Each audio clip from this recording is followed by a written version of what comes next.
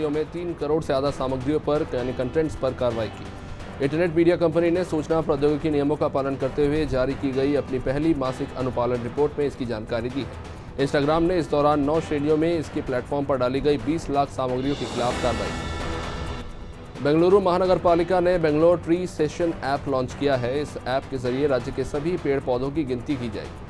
बेंगलुरु के लोग इस ऐप को अपने एप्पल या एंड्रॉयड डिवाइस पर डाउनलोड कर सकेंगे। इस ऐप के जरिए फोटोज भी अपलोड करने के अलावा जीपीएस कोऑर्डिनेट और अन्य डिटेल्स भी डाली जा सकेंगी।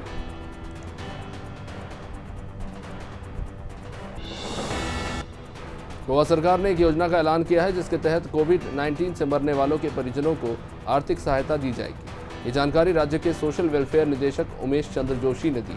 आपको बता दें कि पिछले माह राज्य के मुख्यमंत्री प्रमोद सावंत ने इसका ऐलान किया था, जिसमें 2 लाख तक की सहायता राशि दी जाएगी।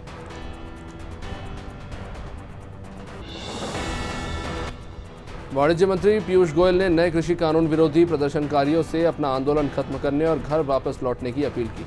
उन्होंने कहा कि केंद्रीय कृषि मंत्री नरेंद्र सिंह तोमर ने भी किसानों से प्रदर्शन खत्म करने की अपील करते हुए कहा है कि सरकार तीनों कृषि कानून के प्रावधानों पर वार्ता बहाल करने के लिए तैयार है। भारत और चीन सामान्य तरीके से पूर्वी लद्दाख में पूर्व वाली यथास्थिति बहाल करने में सक्षम है, क्योंकि क्षेत्र में शांति और स्थिरता रहे, ये दोनों ही देशों के हितों में है। ये बात तीनों सेनाओं के प्रमुख जनरल बिपिन रावत ने कही है। थिंक टैंक के कार्यक्रम में जनरल रावत ने कहा कि भारत कोई भी अप्रत्याशित कदम उठाने के लिए तैयार है, जैसा कि पूर्वी लद्दाख इलाके में उसने उठाया। उत्तराखंड के नए मुख्यमंत्री का नाम तय हो गया है। पुष्कर सिंह धामी राज्य के नए और 11वें मुख्यमंत्री होंगे। शुक्रवार को इस्तीफा देने वाले तीरथ सिंह रावत ने भाजपा विधायक दल की बैठक में धामी के नाम का प्रस्ताव रखा था, जिसे मंजूरी मिल गई है। आपको बता दें कि भाजपा के युवा नेता पुष्कर सिंह धामी उधम सिंह नगर जिले की खीमान सीट से लगातार 2 बार जीत चुके हैं। उत्तराखंड के मुख्यमंत्री रहे तीरथ सिंह रावत के इस्तीफे के बाद कयास कटने शुरू हो गए हैं कि केंद्र अब पश्चिम बंगाल की मुख्यमंत्री ममता बनर्जी पर भी पद छोड़ने का दबाव बनाएगा। दरअसल ममता बनर्जी भी अपनी सीट से चुनाव हार गई थी, लेकिन उसके बाद भी वे मुख्यमंत्री बनी हुई है। संविधान के मुताबिक किसी न किसी सीट पर 6 महीने के भीतर उपचुनाव कराकर उन्हें चुनाव जिताना होता है। भारतीय जनता पार्टी के प्रवक्ता संबित पात्रा ने शनिवार को कांग्रेस पर निशाना साधा और राफेल डील का उल्लेख करते हुए कहा कि ये पार्टी अब झूठ और भ्रम का पर्यायवाची बन गई है। फिर से राफेल डील को लेकर कांग्रेस ने झूठ बोला है और भ्रम फैलाने की कोशिश की है।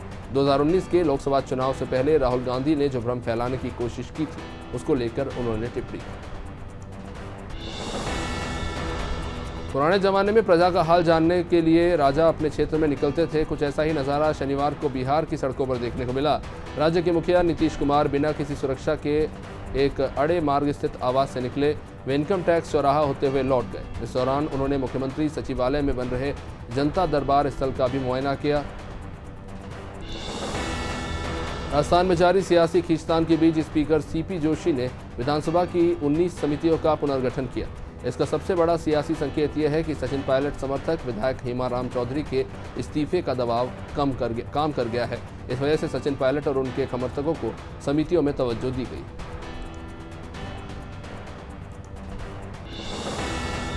बिहार के स्वास्थ्य मंत्री मंगल पांडे के गृह जिले सीवान में स्वास्थ्य विभाग का नया कारनामा सामने आया है, जिसमें एक मृत स्वास्थ्य अधिकारी का गोपालगंज में ट्रांसफर कर दिया गया। आपको बता दें कि स्वास्थ्य विभाग ने बड़े पैमाने पर पीएचसी प्रभारियों की अलग अलग जगहों पर पदोन्नति करते हुए पोस्टिंग की गई।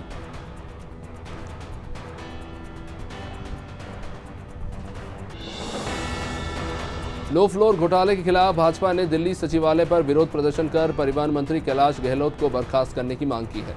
प्रदेश भाजपा युवा मोर्चा की ओर से आयोजित इस विरोध प्रदर्शन में नेता प्रतिपक्ष रामवीर सिंह बिधुड़ी, विधायक विजेंद्र गुप्ता, प्रदेश उपाध्यक्ष अशोक गोयल देवराहा ने बस घोटाले की जांच की मांग करते हुए मुख्यमंत्री और परिवहन मंत्री के इस्तीफे की मांग की। पंजाब में बढ़ रहे गर्मी के कहर के बीच बिजली संकट गरमाया हुआ है। लगातार बिजली कनेक्शन में हो रही कटौती और से लोग परेशान हो रहे हैं और सड़कों पर उतर आए हैं। लेकिन इस बीच राजनीति भी गर्मा गई है, जिसके चलते आप ने सिंसवा स्थित सीएम अमरिंदर सिंह के फार्म हाउस का घेराव किया।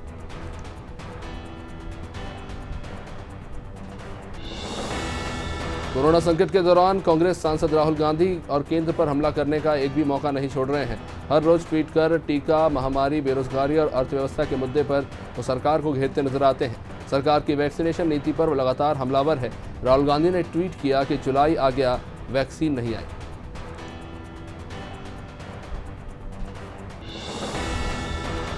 राफेल डील को लेकर कांग्रेस ने एक बार फिर केंद्र सरकार को आड़े हाथों लिया है। कांग्रेस प्रवक्ता रणदीप सुरजेवाला ने सीधे प्रधानमंत्री पर तीखा हमला बोला। सुरजेवाला ने कहा कि रिलायंस और डसॉल्ट डील के सारे सबूत सार्वजनिक कर दिए गए हैं। मोदी सरकार और जानेमन डील अब साफ हो गई है।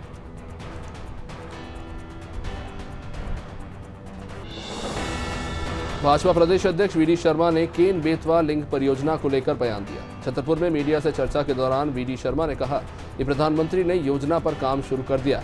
आपको बता दें कि अनादि टीवी ने केन बेतवा लिंक परियोजना के डूब क्षेत्र के डोडन, पलकोहा, खरियानी जैसे कई गांवों में मूलभूत सुविधाओं के अभाव को लेकर प्रमुखता से खबर को दिखाया।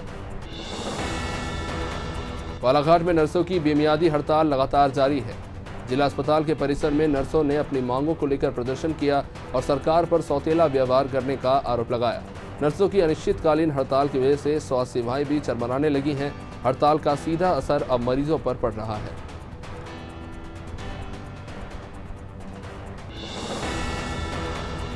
अंतर्राष्ट्रीय सहकारिता दिवस पर विधानसभा अध्यक्ष गिरीश गौतम और सहकारिता मंत्री अरविंद भदौरिया ने पौधारोपण किया।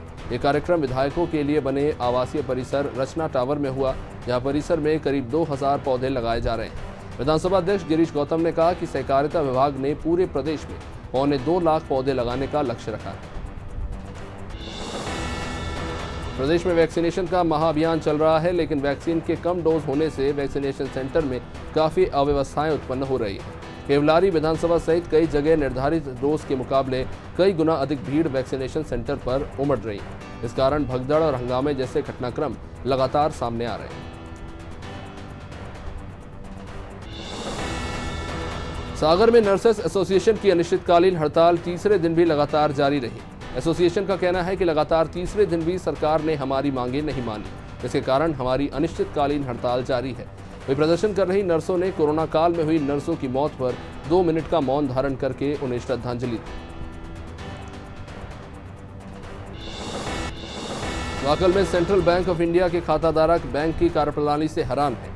कुर्सी के रहने वाले संजय कुमार, जिन्होंने खुद बकाया राशि जमा करने के बाद अपना क्रेडिट कार्ड अकाउंट बंद करवा दिया था, लेकिन बैंक ने खाते को बंद करने के बजाय न सिर्फ क्रेडिट कार्ड लिमिट को बढ़ा दिया, बल्कि बिना उनकी अनुमति के 1,19,000 रुपए उनके अकाउंट में ट्रांसफर भी कर दिए। इसका ब्याज अब उन्हें चुकाना पड़ रहा है। अंतर्राष्ट्रीय सहकारिता दिवस पर सहकारी समितियों और उचित मूल्य की दुकानों पर वृक्षारोपण हुआ। इसमें विधायक प्रतिनिधि चिंताराम जगताप सहित तमाम प्रशासन के लोग मौजूद रहे। इस दौरान शाखा प्रबंधक प्रहलाद सिंह चौहान ने पेड़ लगाने के महत्व को समझाया।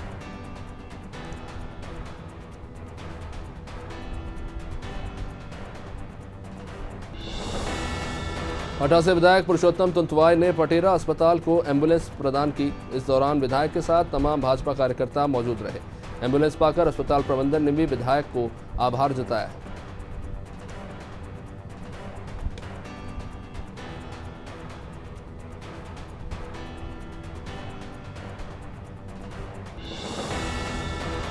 रायगढ़ के नए पुलिस अधीक्षक अभिषेक मीणा कार्यालय पहुंचे थे, जहां पुलिस के अधिकारियों ने गुलदस्ता भेंट करके पुलिस अधीक्षक का सम्मान किया। आपको बता दें कि नवागत पुलिस अधीक्षक ने शनिवार को ही अपना कार्यभार संभाला है। इसके बाद पुलिसकर्मियों ने उनका भव्य स्वागत किया।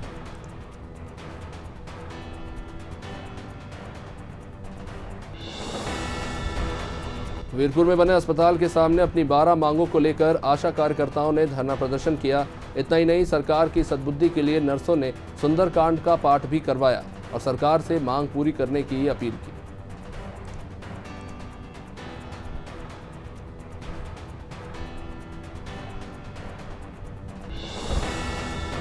पलेरा थाना क्षेत्र के ग्राम लारोन में अवैध शराब बिक्री को लेकर ग्रामीणों ने मोर्चा खोल दिया है। शराब बिक्री के खिलाफ ग्रामवासी तहसील कार्यालय पहुंचे, जहां उन्होंने तहसीलदार कमलेश सिंह कुशवाहा को आवेदन देकर कार्रवाई की मांग की। ग्रामवासियों ने बताया कि लारोन के बस स्टैंड पर अवैध रूप से शराब बेची जा रही है, जबकि गांव में शराब की कोई शासकीय दुकान नहीं है। राजधानी भोपाल में महिला अपराध बढ़ते चले जा रहे हैं। एक आंगनवाड़ी केंद्र में एक नया मामला सामने आया है, जहां एक युवक और 3 नाबालिग बच्चों ने 9 महीने तक एक नाबालिग के साथ बलात्कार किया। इसकी जानकारी नाबालिग के गर्भवती होने के बाद पता चली। मामले की जानकारी मिलने के बाद पहुंची पुलिस ने आरोपियों को गिरफ्तार कर लिया। गृह मंत्री डॉक्टर नरोत्तम मिश्रा 2 दिवसीय दौरे पर दतिया पहुंचे, जहां उन्होंने अपने निवास पर लोगों की समस्याएं सुनी और निराकरण के लिए अधिकारियों को निर्देशित किए। इसके साथ ही साथ मंत्री ने कोरोना से मरने वालों का दाह संस्कार करने वाले कोरोना योद्धाओं का भी सम्मान किया। गृह मंत्री ने कहा कि कोरोना काल में जिसने भी काम किया है वो वीर योद्धा है। रतलाम में एएसआई गोवर्धन सिंह सोलंकी की मौत के बाद शव को लेकर परिवार में विवाद हो गया। मृतक की पत्नी गाड़ी के सामने बैठ गई और शव को ले जाने की जिद करने लगी, जबकि मृतक का भाई शव को उज्जैन लेकर जा रहा था। वह घटना की जानकारी मिलते ही मौके पर पहुंची पुलिस ने लोगों को समझाने की कोशिश की, लेकिन कोई निराकरण नहीं निकला। खातेगांव में कांग्रेस ने पूर्व मंत्री सज्जन सिंह वर्मा पर हुई एफआईआर के विरोध में राज्यपाल के नाम ज्ञापन सौंपा। इस दौरान नगर कांग्रेस अध्यक्ष सुनील यादव ने बताया कि सरकार अपनी नाकामी छुपाने के लिए कांग्रेस नेताओं पर झूठे मुकदमे दर्ज करा रही है। बीजेपी ने राजनीतिक द्वेष के चलते उन पर एफआईआर दर्ज कराई है, जो कि गलत है। खबरधार जिले की कुक्षी से, जहां डूब प्रभावित निसरपुर में नर्मदा के घटते जलस्तर से पीने के पानी की समस्या बनी हुई है। पीएचई विभाग की लापरवाही के चलते जगह जगह पाइपलाइन फूट गई है। इससे पानी बर्बाद हो रहा है और ये पानी किसानों के लिए परेशानी का सबब बन गया है। पानी किसानों के खेतों में लगी फसल को खराब कर रहा है। इससे किसानों में नाराजगी है। मंडला में दिल दहला देने वाला मामला सामने आया है, जहां दामाद ने मामूली कहासुनी पर कुल्हाड़ी मारकर अपनी ही सास की हत्या कर दी और फरार हो गया। घटना की जानकारी लगने के बाद मौके पर पहुंची पुलिस ने मामला दर्ज किया है, कार्रवाई शुरू कर दी है।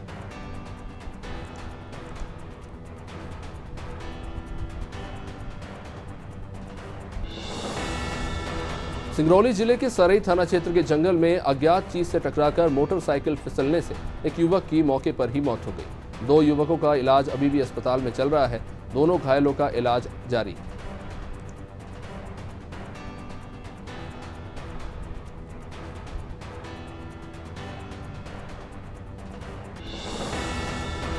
सिरोंज की सहकारी बैंक से पैसे निकालकर घर जा रहे युवक से 1,09,000 रुपए की लूट का मामला सामने आया है। बिसौदा रोड पर लुटेरों ने युवक की आंखों में मिर्ची डालकर इस पूरी घटना को अंजाम दिया। हालांकि ग्रामीणों ने पीछा करते हुए लुटेरों को पकड़ लिया और पुलिस के हवाले कर दिया।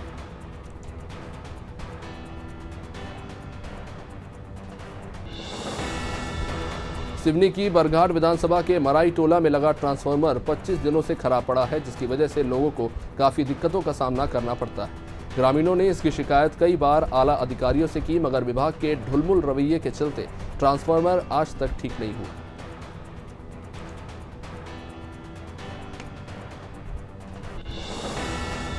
राजधानी भोपाल में भेल के एक ठेकेदार के फांसी लगाने के 24 घंटे बाद उनके बेटे ने सुसाइड नोट थाने में जमा कराया है। उसने कहा कि उसके पिता की मौत के लिए उनका पार्टनर जिम्मेदार है। हालांकि पुलिस ने सुसाइड नोट के आधार पर मामले की जांच शुरू कर दी है।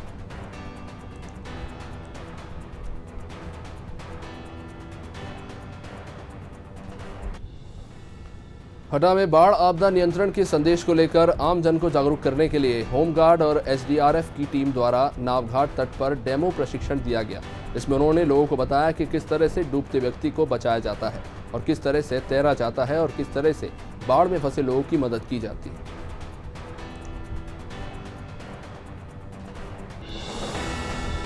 ग्वालियर में पिछले कुछ दिनों से भीषण गर्मी का सामना कर रहे शहरवासियों को उस समय राहत मिली जब अचानक से बारिश शुरू हो गई। मौसम विभाग का कहना है कि अभी कोई मौसम प्रणाली सक्रिय नहीं है।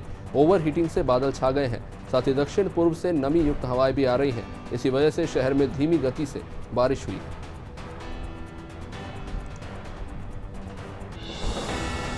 खरगोन में मामूली विवाद के चलते एक युवक की चाकू मारकर हत्या कर दी गई। बताया जा रहा है कि युवक मजदूरी करने जा रहा था, तभी रास्ते में वाहन तेज गति से चलाने पर उसका किसी से विवाद हुआ। इस पर आरोपी ने युवक पर चाकुओं से हमला कर दिया और उसकी हत्या कर दी।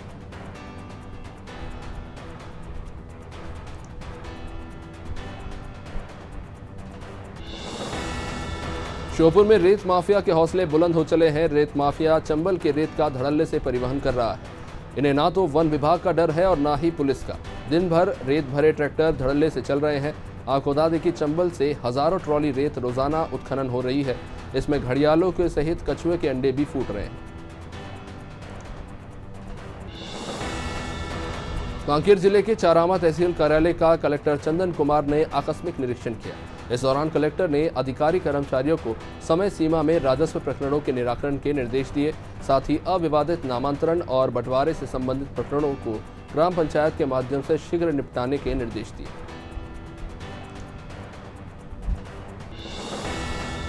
छत्तीसगढ़ के कैबिनेट मंत्री धनेश पाटिला एक दिवसीय प्रवास पर राजनांदगांव जिले के डोंगरगढ़ पहुंचे थे। धनेश पाटिला के डोंगरगढ़ पहुंचने पर कांग्रेस कार्यकर्ताओं ने उनका जोरदार स्वागत किया, जिसके बाद मंत्री धनेश पाटिला ने विश्व प्रसिद्ध मां बमलेश्वरी देवी के दर्शन किए और प्रदेश की खुशहाली की कामना की।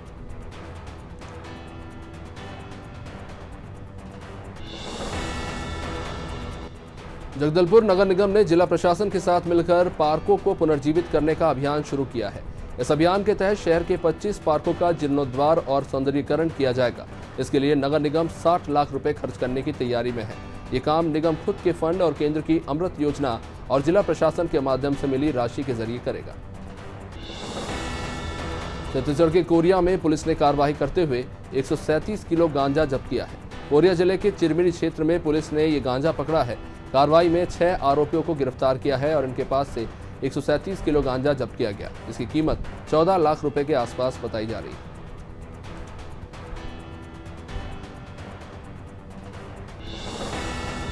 रायपुर में मुख्यमंत्री भूपेश बघेल ने पंचायत और ग्रामीण विकास विभाग की बैठक बुलाई, जिसमें विभाग के अधिकारी और मंत्री शामिल हुए। सीएम के निवास कार्यालय में आयोजित इस बैठक में विभाग के कार्यों और योजनाओं के बारे में चर्चा की गई। इसके साथ ही क्षेत्र में चल रहे कामों की भी जानकारी ली गई।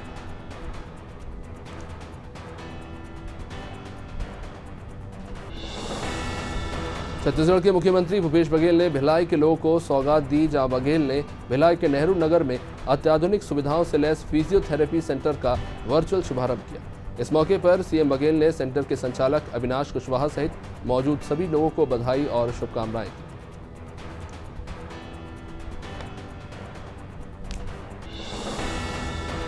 हेमंत वर्मा छत्तीसगढ़ राज्य विद्युत नियामक आयोग के 5वें अध्यक्ष बने। उन्हें मुख्यमंत्री भूपेश बघेल ने पद और गोपनीयता के साथ संविधान के प्रति निष्ठा की शपथ दिलाई।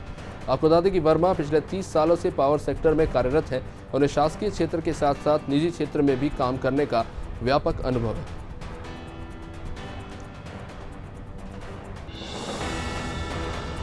रायगढ़ के नए पुलिस अधीक्षक अभिषेक मीणा कार्यालय पहुंचे, जहां पुलिस के आला अधिकारियों ने गुलदस्ता भेंट करके पुलिस अधीक्षक का सम्मान किया। आपको बता दें कि नवागत पुलिस अधीक्षक ने शनिवार को ही अपना कार्यभार ग्रहण किया है।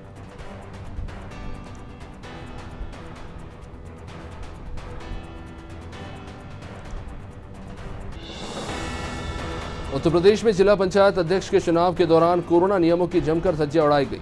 उम्मीदवार और उसके समर्थक बड़ी संख्या में एकत्रित होकर जश्न मनाते नजर आए।